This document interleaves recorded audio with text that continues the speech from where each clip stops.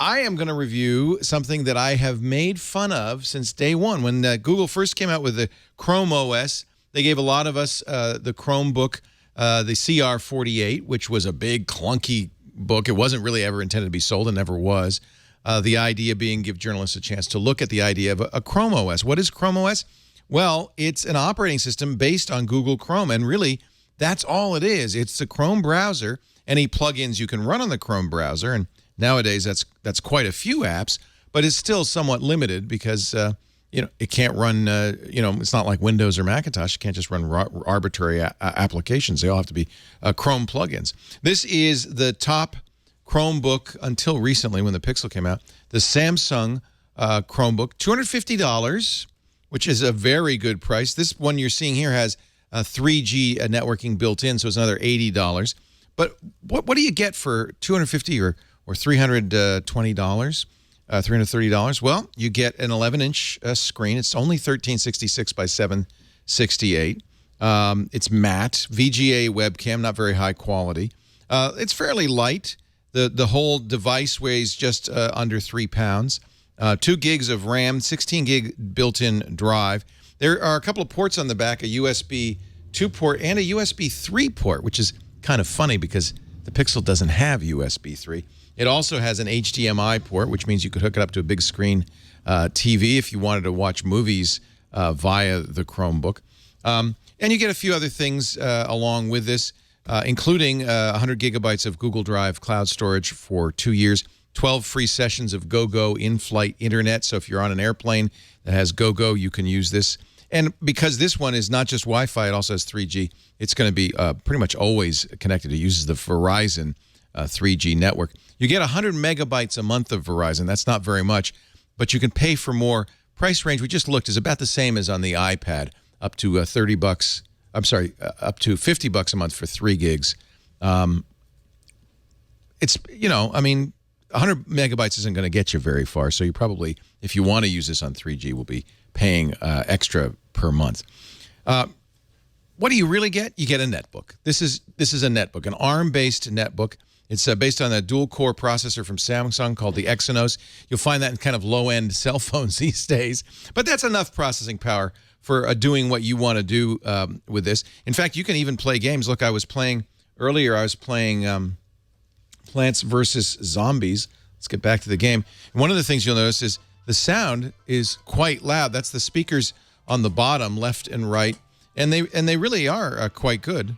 So let me just get some sun. We're going to shoot some zombies. The game isn't full screen, but maybe if I paid for it, it would be. This is the free version of Plants vs. Zombies available in the web store. And there is quite a big web store available. Let's close this out, and I'll give you a little bit of a tour of the web store. Notice, by the way, the new Chrome OS kind of pretends to be a real operating system by putting icons in a taskbar down here. But every time I use this, I always want to minimize the browser, get it out of the way, see what's out here. And while, yes, there is a desktop picture, there's nothing else. Really, it is a browser-based operating system. And that's the thing to think about when you take a look at Chromebooks.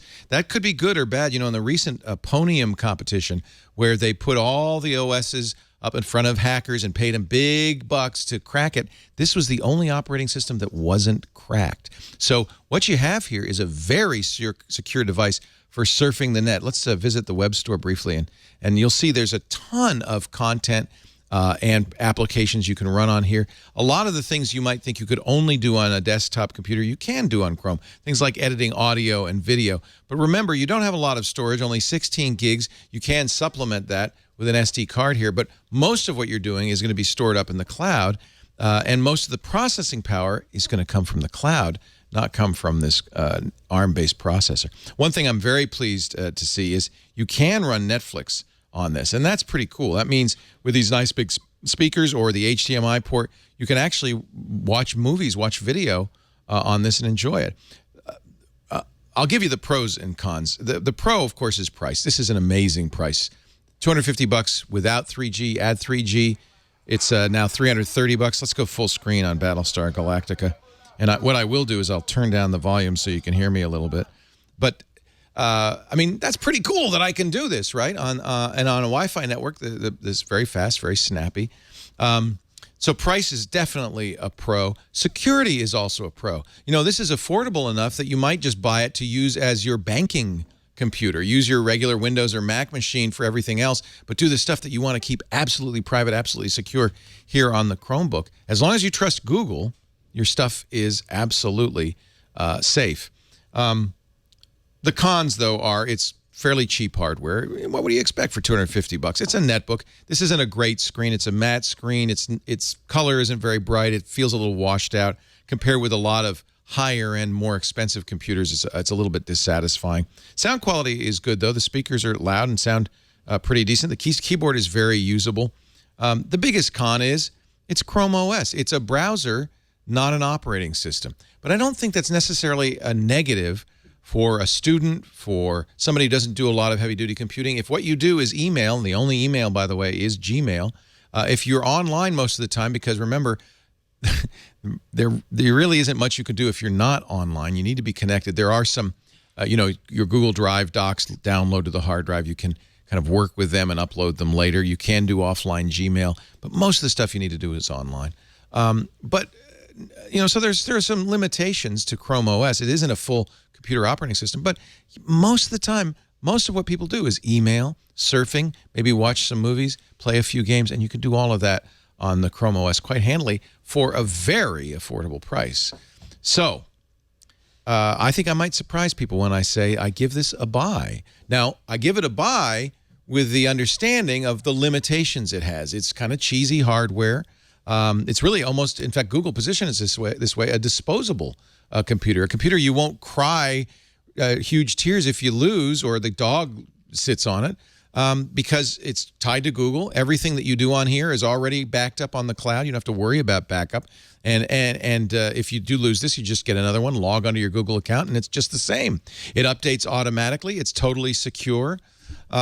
If you can live with the fact that it's basically just a browser, it's not a full computer, I think it's a good deal for the price. For $250 for Wi-Fi, I wouldn't recommend 3G because of the monthly fees unless you absolutely need to have connectivity out in the field.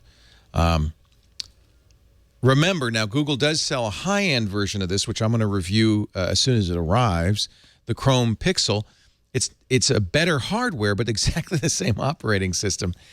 The problem I have with the Pixel is it's so darn expensive. You could really get a very nice computer, a MacBook Air or an Ultrabook for the same price.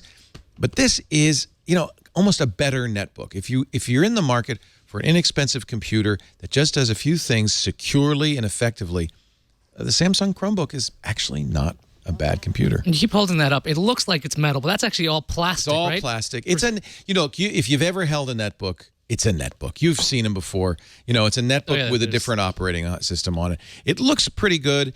I tell you, my biggest qualm about that, frankly, is the screen. It's kind of a washed out, not a great screen. But see, I'm spoiled. I use a MacBook Pro with Retina display or that high quality Acer S7 display. So I don't know if I'm the market for this. I'm using high-end, expensive computers with really fancy displays. It may be the market for this as a school kid. Schools are buying these for $20 a month per student. With the connectivity, that's not bad. Somebody who doesn't do a whole lot, and I think this is an interesting use for it, as a secure computer that you do your home banking on and the stuff that you don't want to leak out anywhere else. A $250 laptop, what more do you expect? It's exactly what you'd expect. That's the Samsung Chromebook. Yes, I give it a buy. Surprise, surprise, surprise.